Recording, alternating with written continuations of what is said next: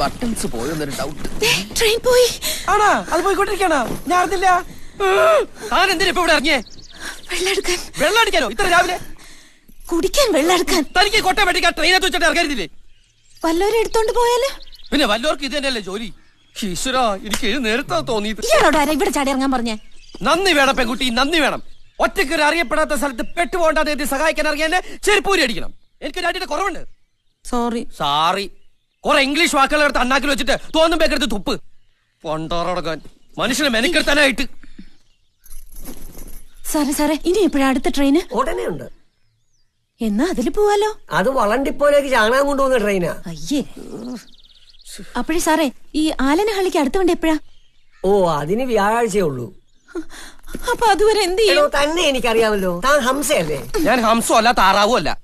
വ്യാഴാഴ്ച വരെ നമ്മളിപ്പോ എന്താ ചെയ്യാ? വ്യാഴാഴ്ച വരെ അല്ലേ? അത് നമുക്കൊരു കാര്യം ചെയ്യാം.